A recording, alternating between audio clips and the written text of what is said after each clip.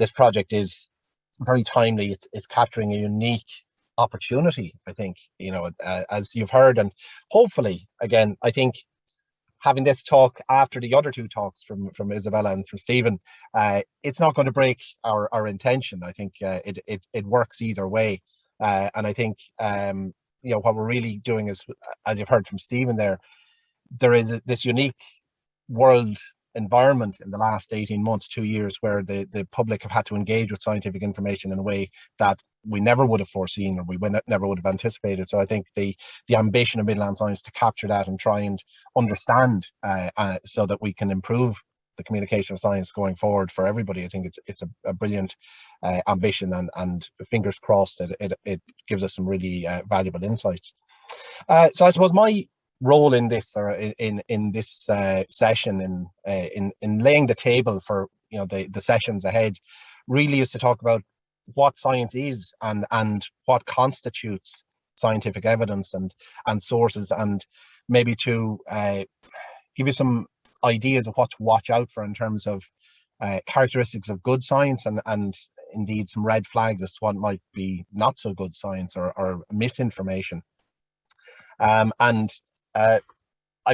kind of themed the talk around the Hitchhiker's Guide to the Galaxy, Duncan Adams' book and serial and movie at this stage, because that's about the last two human beings in the universe on a search for knowledge and for illumination and truth.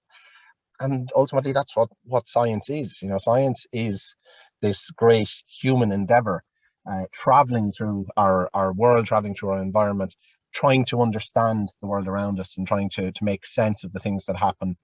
But like any journey, travel advisories are important, and I see that as my place in this session, is to maybe flag some of the things that you might watch out for, so that you don't end up running a cropper, or having an unpleasant journey.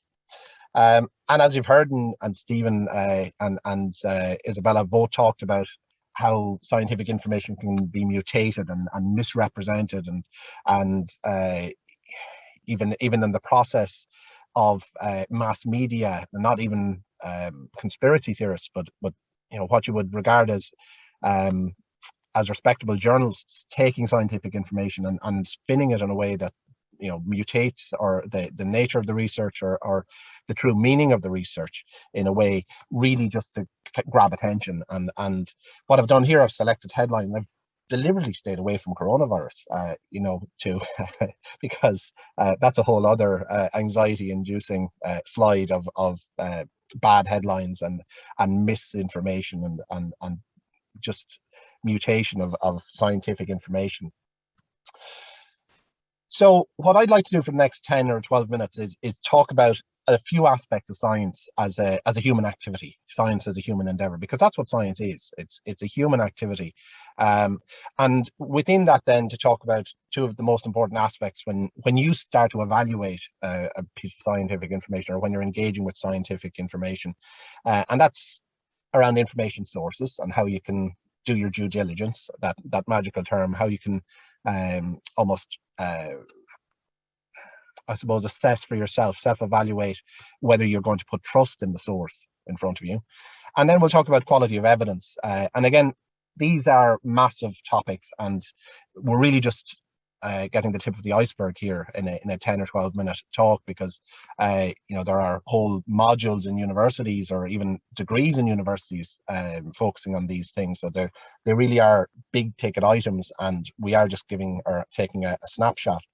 So if we think about science first and foremost as a human activity, there are two interpretations of science. You can, it's almost a noun and a verb. So it's a body of knowledge relating to a specific topic, but it's also a framework or a process for creating new knowledge. And if you think about that journey that I've referenced already, we're all on that journey. We're all acquiring new knowledge, but then as a species, we're at the edge of knowledge. We're creating new knowledge, and we're constantly pushing out the limits of human knowledge. But we need to have some system to, I suppose, evaluate the new information that comes to light, and decide whether it is worthy of that status that we give to information that we rely on, and calling it knowledge. So Stephen has was talking about the whole, I suppose, the aspect of authority. And it is worth thinking about, well, how do we know anything at all? And as human beings, and in psychology and educational psychology, we will talk about different systems of knowledge and knowing. And most of these, as we go through life, experience is a great information source. You try things out, something works, something doesn't work, you learn from that experience. Based on that, then you develop intuition, so you don't necessarily have to do something for it to predict that there's going to be a bad outcome. And rational thinking, so we become, as we again get older and with more experience to draw on, all of that comes together and informs our worldview. But ultimately, our mature learning mostly comes from authority. And authority is a multi-purpose word, and we have what would be recognized as, I suppose, conventional authority figures like experts, people who have really focused on a specific topic and got to a level of excellence and a level of expertise and are able to communicate that to others. Political leaders are obviously an authority figure. They say something, they have a platform, and they have followers, and people will believe what they say and they will put stock in what they say. Religious leaders obviously are a major authority figure. People who are invested in a belief system will be heavily influenced in terms of what the religious leaders say or believe. And then influencers, which is, I suppose, a more general term, and anybody is potentially an influencer. And Stephen has just shown you how, with conspiracy theories, how these truth seekers are effectively establishing themselves as influencers within their own community, and they are establishing authority for themselves because people are following them, and people will, for whatever reason, invest in their worldview. But for most of us, influencers, your teachers, your lecturers, your family members, people that you trust, all of these are sources of knowledge from authority within your world. But when it comes to creating new knowledge, and that notion of science operating at the edge of knowledge, that's really what we want to talk about for the next few minutes. So scientists, we love definitions. So this is one definition of science. You will find multiple definitions when you go looking for it, but I think this one serves multiple purposes. So science is a process of collecting and organizing information about the natural world. We'll talk a little bit more about these terms as we go on. Through repeated observation. So we're starting to see some key characteristics of good science here. So repetition is important. Experimentation, again, is important. Trying things out, not just doing the thought experiment, but actually testing that in a real world scenario. Another related definition, or run on from that, is that science is objective, it's self-correcting, and it's open-ended. And again, there are three themes that we're going to look at for the next few minutes. So objectivity means that as much as possible, you're trying to not be influenced by what we call biases, and we'll talk about biases in more detail. Self-correcting, and I'll show you that in a moment, and that leads into the sharing of information within the scientific community first and foremost, but then the wider community. And then the open-ended nature of science, in that there is no end to science. And again, sometimes for people, the wider public, that's a frustrating aspect of science. Sometimes people like to put a full stop at the end of something and say, have you got an answer to this? And most scientists or people with scientific training will have a deep sense of unease with ever drawing a line under something or putting a full stop. One of our favorite terms is as far as we know, because the journey of knowledge discovery is an ongoing, constant activity. And it's very disconcerting for a scientist to be asked to draw a line and say, is that the answer? Because science continues on, and as new information comes in, there's always the opportunity to revise the current worldview. And over this course of events, you're going to hear about some of these big ticket items, like new medicines, public health, coronavirus, and vaccines. All of these big issues where science has brought us to a level of maturity that, as a species, in terms of our knowledge base, that 100 years ago, 200 years ago, we never would have foreseen. So science is an incredibly powerful process for generating new knowledge and for evaluating new information to determine whether it should graduate to being official knowledge. Um, so let's just think about the process of science, and I suppose put a little bit of color to the definition that I put up a few minutes ago. As a scientist, the first thing that you do is you look at the world around you. You're observing the natural world. You're looking for, in particular, you're looking for problems. You're looking for issues. You're looking for things that need a solution.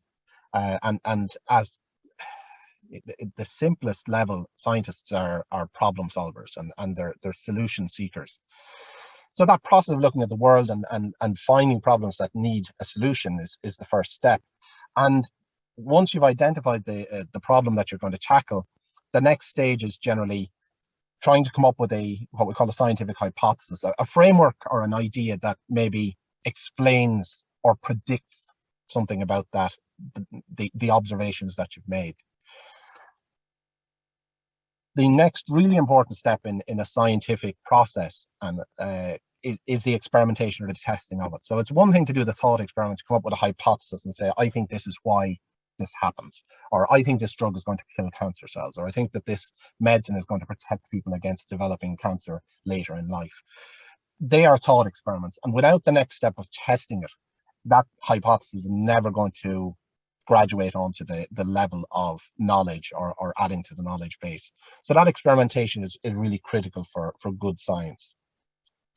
So it's about trying things out, and the important thing about experimentation and the approach to experimentation that scientists take is we don't try and prove our own ideas. We design experiments to disprove our ideas. And that sounds counterintuitive, but if you think about it, it's actually a great way of protecting the system against false information. Because as a scientist, if I am testing my idea and I'm doing everything I can to actually disprove my idea, it's a way of reducing my bias. So obviously I have skin in the game. If I have an idea and I'm invested in it and I want it to be correct, obviously, then I could be lulled either consciously or subconsciously into selecting the information that supports my idea. But if I'm actively looking for information to disprove it, it changes the dynamic. And falsification is a really important component in science. So in the course of experimenting and testing your idea and trying to disprove it, new information will emerge. And quite often, your first hypothesis, almost without fail, the first hypothesis version is immature. And so that information feeds back into the hypothesis. You might modify your hypothesis, change your idea or your framework a little bit, and then you test it again. And that's an iterative process where you go around and around, you change the hypothesis again because it's not quite right. And eventually you'll reach a situation where you have a mature set of experiments and you've reached a hypothesis that you have confidence in because you haven't been able to disprove it. And then the most important step in science is dissemination or telling other people, because there's no point in making a great discovery and then sitting on it for 50 years or 100 years. And there's a great story about Charles Darwin and the theory of evolution, that he basically came up with this brilliant earth-shattering idea, wrote the book and put it in a drawer for 20 years. And it was only when he realized, or he got a heads up to say that he might get gazumped, that somebody else had come up with the idea independently and he was going to get beaten to publishing it, that he actually went and published it. So if you don't tell other people about your ideas and your results, then it's a pointless exercise. The most important aspect of telling other people is not just about telling the world at large and the general public, but it's about telling other scientists and other scientists who maybe work in the same field as you and possibly even are competing with you. And that means that there's independent replication. And this is really the self-correcting aspect of science, because when other scientists start to test your ideas, again, they're trying to disprove them. And they have a great incentive to disprove your idea, particularly if it's in competition with their own. So if your hypothesis holds up, if the scientific hypothesis, the idea holds up against all of that scrutiny and that external testing, that's pretty good evidence that you're on the right track. And that is, in a nutshell, what science does on an ongoing basis. But it's important that we always keep in focus that science never proves anything. All that we do is we either reject or don't reject a hypothesis. We don't prove something to be true. We fail to prove that it's not true. And that's an important kind of a mindset to have when you're thinking about science. And when we reach that situation where something has been published, it's been replicated by different people around the world, it's been tested, and nobody has had serious reason to reject the hypothesis, that's the state that we were talking about being scientific consensus, which is really just a general state of agreement around the idea. But everything continues to to undergo scrutiny, and everything continues to undergo trial by ordeal. People, again, there's no end to science. It's an ongoing activity. There's no point where we say that's done, because there is always the opportunity for new information to emerge that might invalidate an idea or a hypothesis.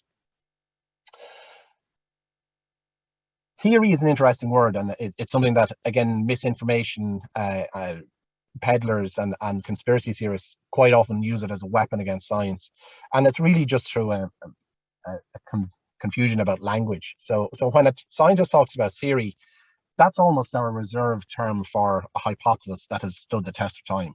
So a theory, in a way, for a scientist is the ultimate accolade. It's an idea or hypothesis that has been tested countless times by lots of different people, and nobody has found evidence to either falsify the theory or to reject the hypothesis. And some of these most important pieces of scientific knowledge are theories. So we have the theory of general relativity, the theory of evolution by natural selection, germ theory of disease, and quantum theory, and they're just a few of the big ticket ones that everyone recognizes. So theory is not just an idea. Theory in science is the ultimate, and we would all love to have our names attached to a theory someday. A couple of other things just to say: there are limits to science. So science restricts itself, and we don't. There are things that we simply don't regard as being appropriate for scientific analysis, in a way, and those limits are defined by things by the hypothesis, really. And what scientists would say is that a hypothesis, it must be testable and it must be falsifiable. So there has to be a way to test, to do the experiment, to check if something is true. Otherwise, it's not a valid scientific hypothesis, and science generally won't say anything about that. And scientists will be very uncomfortable if they're asked to say something about an untestable situation or idea. So one example that often gets thrown out is something like cats are more intelligent than dogs. Now, the poor dogs might disagree with that, and cat owners might heavily agree based on their own experience. But that's not a valid scientific hypothesis, because we've no agreed way to assess intelligence in those species. So there's no objective way to actually test if that hypothesis is rejectable or falsifiable. So in the future, it might be. And that's the thing with science, that at this point in time, you might say, well, that's not a valid hypothesis, but in 20 years' time, maybe it will be. And then we can say something about it. But science at this point in time would say that's not something that we're going to take a position on. So I'm just quickly going to talk about information sources and quality of evidence. We've done a lot of the heavy lifting at this stage. So when you're looking at a piece of scientific information, there's really two questions that you want to ask yourself. Number one, who's saying it? Number two, where is it being said? In relation to who's saying it, look at who is presenting themselves as the knowledge authority. Who's the author? Who is the person who's putting the information out there? And ask yourself, is the authority that they're claiming or they're attempting to assign to themselves, is it valid? Look at their track record. Are they trustworthy? Do they have a reason to claim expertise in a certain area? Have they studied it themselves? Have they published research, peer-reviewed research in the area? Do they have conflicts of interest? Is a really important one, and sometimes that information is hard to find. But obviously, if somebody is being paid by a company, and then they start publishing information telling the world how brilliant the company's products are, that's not an ideal situation, and it's something that you need to factor in when you're evaluating what weight you're going to give to that particular information or publication or knowledge source. Where it's being said, also matters. And the reason it matters is because there are widely varying levels of scrutiny, depending on where you publish something or where the information is made available. So at the top of the pile, we're going to put academic or scholarly publications, and I'll talk more about those in a minute. By and large, we're talking about scientific journals or published academic journals. Down from that, we'd probably talk about trade publications. So these are not your standard kind of off-the-shelf media publications. They tend to be focused on specific areas. They tend to be a higher level of expertise to engage with them. But the care you need to take is that quite often there's sponsored content in there, and they're being, maybe the magazine is sponsored by a company or by an industry group. So obviously that's going to color what might potentially be presented there. Mass media are put at the bottom of this triangle.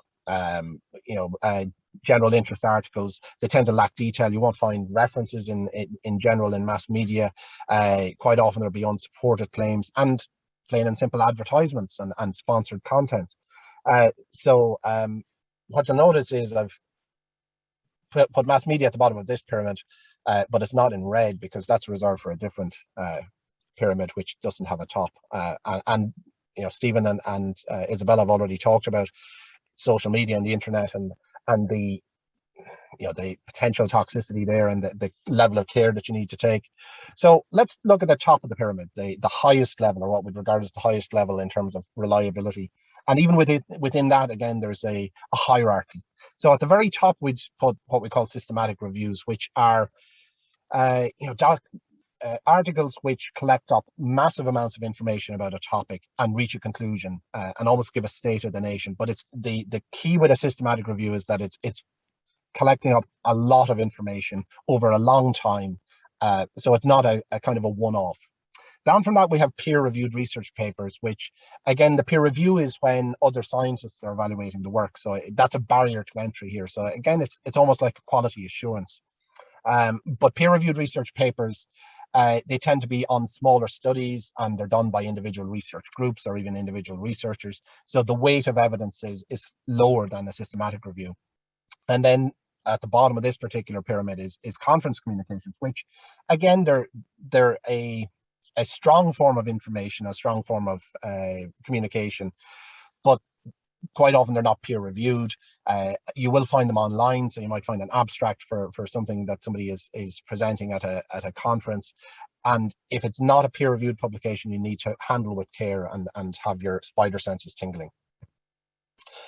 So just to finish up, and I'm going to go through this really quickly because I've pretty much used all of my time at this stage. Public enemy number one in terms of data quality is always bias. So for any scientist, bias is the big enemy. And in terms of bias, there are, again, lots and lots of different types of bias, and we don't have time to talk about them all. But it's an issue mainly because, surprise, surprise, scientists are people, and people tend to have biases. They can be unconscious, they can be conscious, and the bias within science that we focus on tend to fall into the categories of either selection bias or information bias. Selection bias tends to relate to how a study has been designed or set up. So maybe the people that have been invited to take part are not representative of the wider population. Or the information bias, the other side of the fence, tends to be how the data is analysed or how it's been interpreted. So the sort of things to watch out for when you're assessing the evidence quality in any publication is things like looking at the size of the sample. How many times was the experiment done? How many people were involved in the study? And as a rule of thumb, more is generally better. The bigger a sample size is, the more reflective it's going to be of the wider population.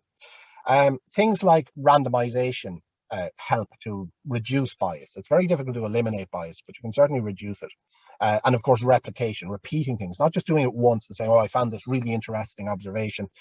Doing it again and again is really important. And of course, controls, and scientists will always be obsessed with controls, something to compare against. So if you're using a medicine, for example, you have to have a control group, a group that don't receive the medicine, because otherwise it's very difficult to draw a conclusion about what the effect of the medicine is, either a positive effect or a negative effect. On the other side, for information bias, two of the big ones are confirmation bias. So that's really cherry picking, where And again, it can be conscious or unconscious. We've all done this, and we probably all recognize this in ourselves at times. We tend to gravitate towards information that confirm our own beliefs or confirm our own ideas. And that's something you have to constantly watch out for. Another big one is pattern spotting. And again, we've probably all experienced this. You know, if you've ever looked at the sky on a cloudy day and seen a face or recognized a face, or you know, some people will see maybe the face of a deity in a slice of burnt toast or in a water pattern on a wall. It's because our brains have evolved to spot patterns. And again, it's an intrinsic human feature that in science we have to be very aware of and we have to push back against. But even when you're collecting information, it's very our brains are almost predisposed to try and make connections that don't exist, or to spot patterns that aren't there. And one of the best examples is the gambler's fallacy. So it's you know how serial gamblers sometimes convince themselves that they can spot a pattern in lotteries or in casinos, where you have these entirely random processes going on. So to finish off, a quick list of things that you can do to assist you on your journey through scientific knowledge. The first thing I think is consider your own biases. So there's no point in looking at scientific information and trying to detect if there is bias in there if we're not aware of our own kind of predilections or our own predispositions. So a little bit of self-reflection to say, well, am I resistant to this idea before I even read it? Am I going to look at this knowledge or information with an open mind? And just taking that step is an important first step.